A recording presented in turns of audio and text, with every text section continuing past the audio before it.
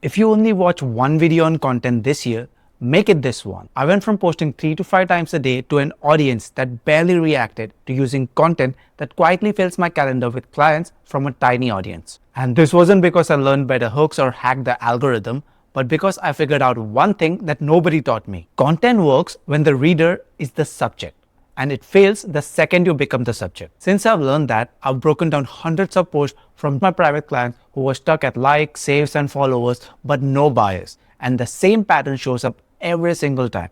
They're leading with their solution instead of the audience suffering. They're ignoring the emotional atmosphere their people are living in. And they're trying to build trust by looking smart instead of making people feel understood. So in this video, I'm going to give you the one lens that fixes all of that. And this ain't a tactic or a framework, just a way of seeing content that once you get it, you can't unsee it. Let's start with lesson 1. You are not the subject. Now, even though we are talking about content, the first lesson didn't come from marketing theory. It came from me sitting in front of a Google Doc, genuinely confused how I could do everything right and still get nothing. Hooks, I had them all. Carousels, reels, long caption, had those too. And about value, I was drowning people in tips. And still I'd wake up, check my phone, and see the same thing every single time. Some likes, a couple of saves, maybe a new followers, and at the end of it all, no one was buying my shit. One day, I did something I'd never actually done before. I opened up one of my own posts and read it like I didn't know me. I don't mean as a creator, as a stranger scrolling past. Line by line, it felt like this. I believe, I've seen, here's how I think about, my framework for. Even when I was helping, I was still the main character. Then I did the opposite exercise. I pulled up the last few pieces of content that had punched me in the chest from other creators. Stuff I'd screenshotted, stuff I'd sent to my friends saying, bro, this is me. None of them started with the creator. They all started with me. I don't mean it by saying my name. They started with my problem, my late night thoughts, the thing I was secretly embarrassed about. And they were all different subjects. And that's when it clicked. Your content is not failing because you don't know how to make content. It's failing because you made yourself the subject. And I mean your ideas, your stories, your clever spins. And because of this, your audience nervous system can feel that in the first 2 seconds. Their brain files you under just another coach talking about themselves and just scroll past. The content that actually changes people is the opposite.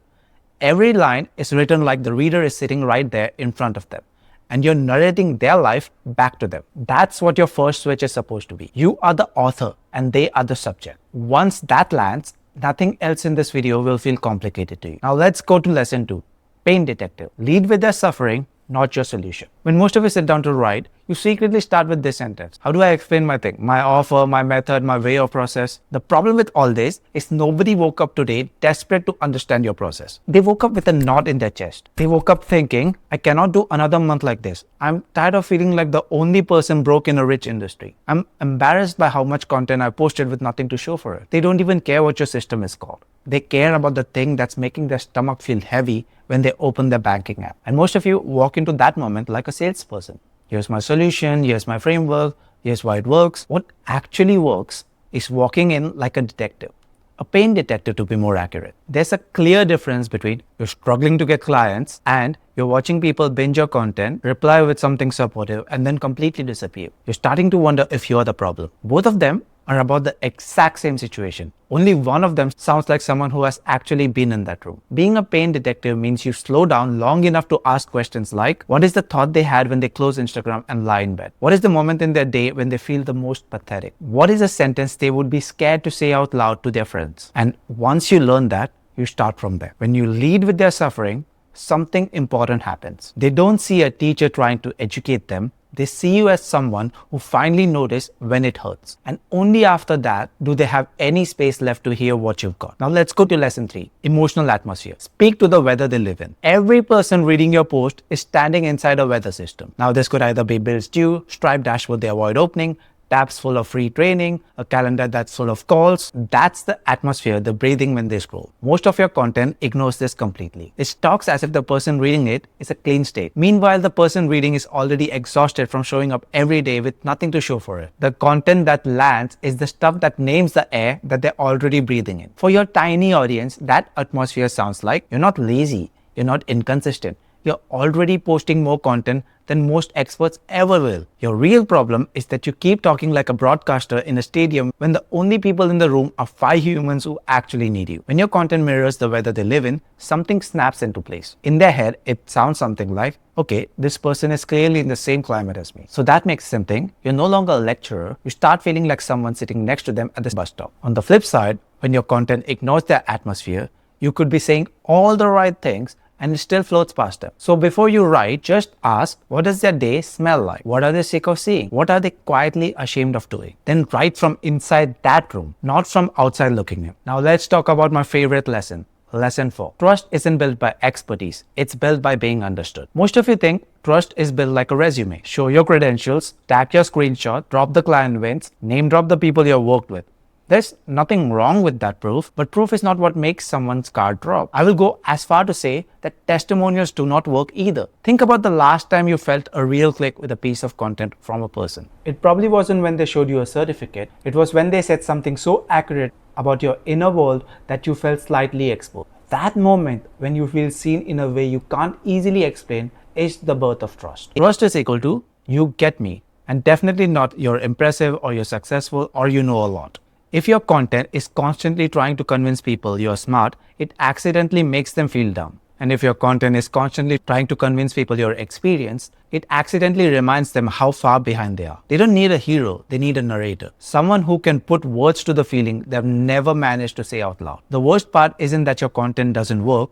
The worst part is that little voice that says, maybe you don't work. That line does more for trust than 10 carousels of client results. Because as soon as someone feels understood, a very simple question appears. If you can describe my hell this accurately, maybe you also know the way out. That's the order. Understand first, expertise second. But most people have it upside down. Which brings us to lesson 5.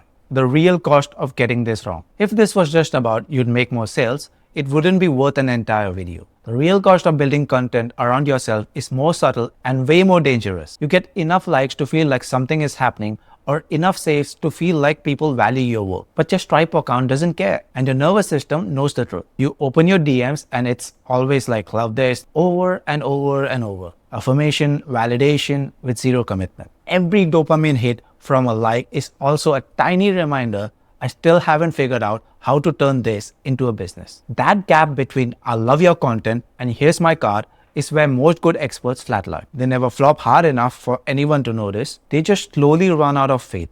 They tell themselves, maybe I'm just not a content person. Maybe people don't buy like this. Maybe I should just go back to referrals. And they walk away without ever realizing. The problem wasn't content. The problem was who the content was about. And this brings us finally to lesson 6. The only question that matters. At this point, you don't need another framework. You need one question that changes how your brain approaches every post, every script. Here's exactly it. Who is suffering right now and what does it actually feel like from inside their chest? What does their 11:30 p.m. feel like when they're staring at their phone, refreshing their notifications? What does that moment feel like when they compare their business to someone they secretly hate follow on Instagram? What does it feel like when they hover over the post button thinking, if this one flops too, I don't know how much longer I can keep pretending I care. Sit in that. Picture one person. If you can't answer that question, you have no business opening Canva. But if you can answer that question, everything else you're worrying about, your hooks get sharper because they're pinpointed at an actual wound. Your stories get more specific because you're not trying to talk to everyone. Your CDAs get cleaner because you know exactly what relief you're inviting them into. You can finally start asking people, how do I describe their reality so clearly that my thing feels like the obvious next step in their story? That's the lens. Readers are subject, pain first, atmosphere included, trust through understanding, brutally honest about the cost. And everything you create either honors that or breaks it. So here's what I want you to do before you write another post or another reel. Just take 10 seconds and ask yourself, who is suffering right now and what does it actually feel like from inside their chest? Answer that in one ugly, honest paragraph in your notes app. Just describe what it's like to be them today. Then build your content around that paragraph instead of around yourself. If this lens lands, you'll feel it the next time you write to someone. It'll feel wrong, which is good. That's the point of it all. Because the day your content stops being about you is the day it finally starts working for the people who need it the most.